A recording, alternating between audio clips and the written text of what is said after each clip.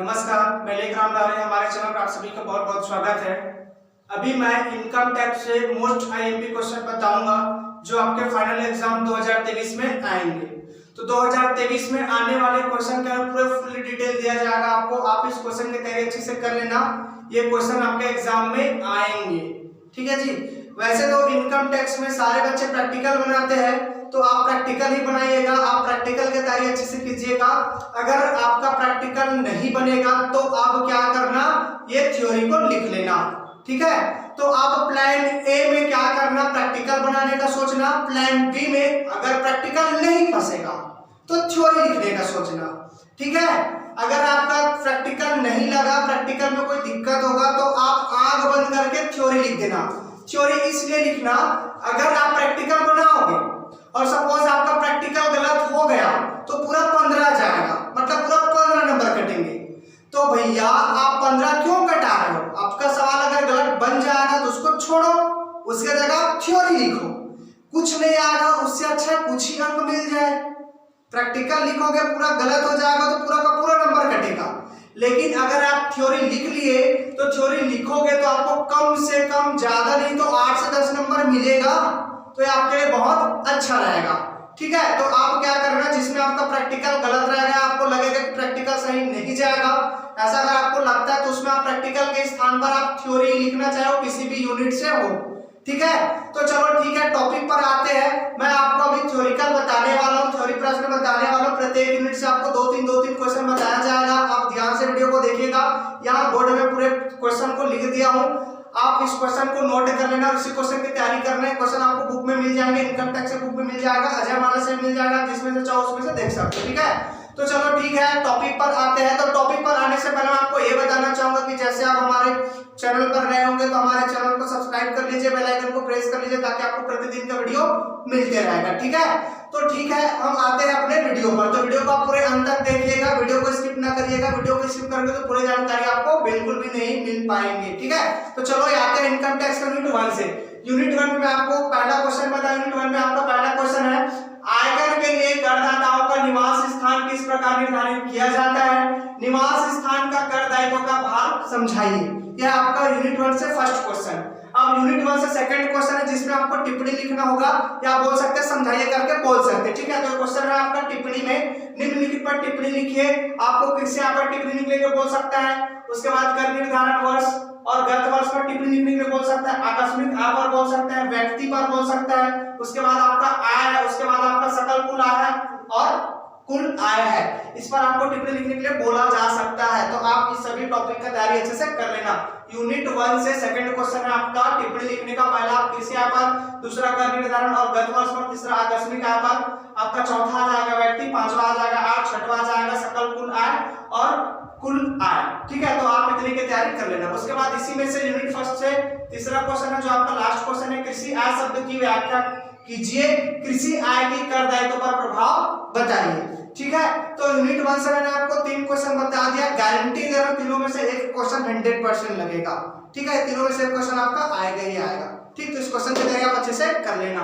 उसके बाद आपका सेकंड यूनिट में आता है, यूनिट 2 में आते हैं। तो यूनिट 2 में आपका फर्स्ट क्वेश्चन रहेगा, यह आपका फर्स्ट क्वेश्चन, निम्नलिखित के संबंध में आयकर अधिनियम के प्रावधानों को उदाहरण सहित समझाइए। पहला ए कंडीशन पर है आपका किराया मुक्त मकान का मूल्यांकन, बी है आपका वैधानिक प्रमाणित एवं अप्रमाणित भविष्य निधि, सी है आपका मकान किराया भत्ता, डी है आपका ग्रेच्युइटी ए।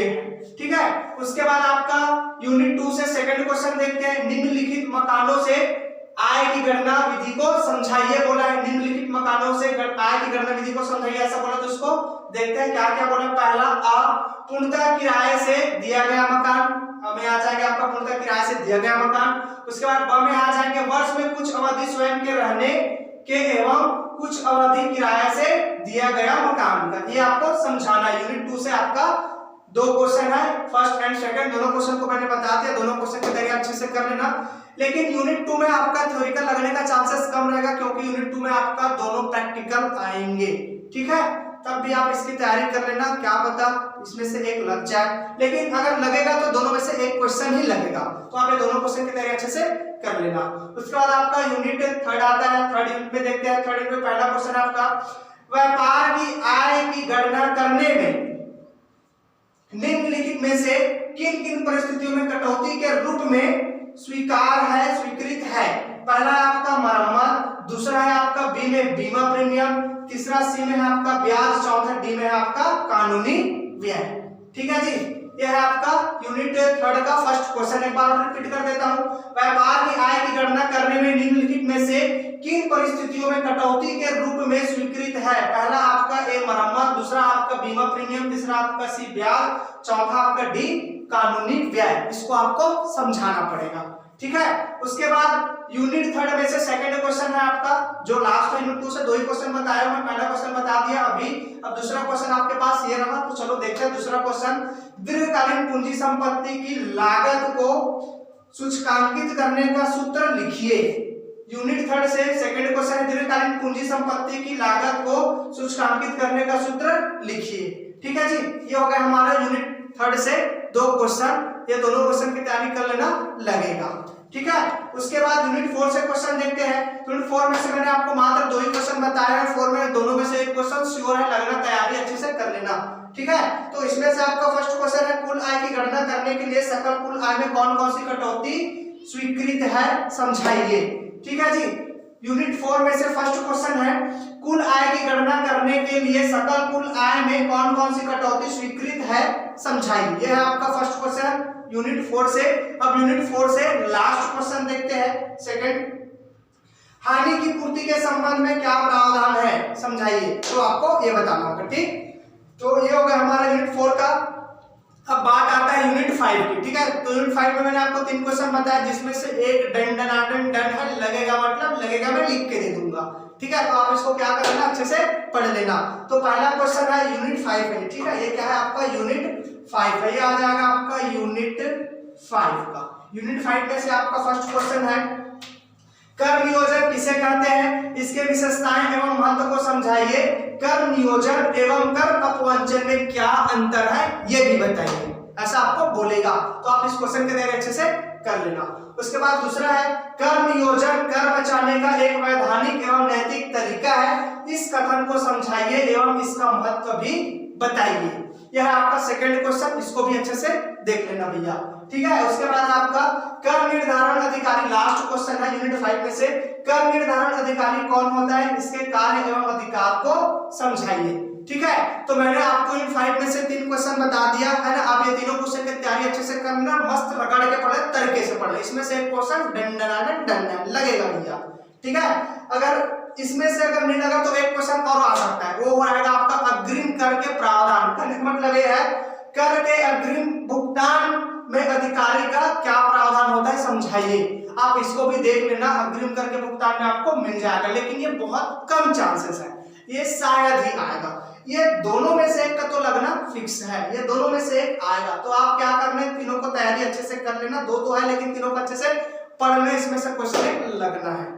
ठीक है, तो ये मैंने आपको यूनिट 1 से 5 तक का इनकम टैक्स का पूरा इंपॉर्टेंट क्वेश्चन बता दिया। आप ये सारे इंपॉर्टेंट क्वेश्चन एक बार अच्छे से पढ़ लेना, क्योंकि ये क्वेश्चन आपको एक सपोर्ट देंगे। क्योंकि आपका प्रैक्टिकल सपोज नहीं बना तो आप उस स्थान पर क्या करेंगे, इस थ्योरी को अच्छे से लिख पाएंगे। ठीक है, तो आप इसकी तैयारी अच्छे से कर लेना, और इसकी तैयारी करने के बाद आप एग्जाम में बैठना, आपका पेपर मस्त टकाटक जाएगा, बहुत ही शानदार जाएगा।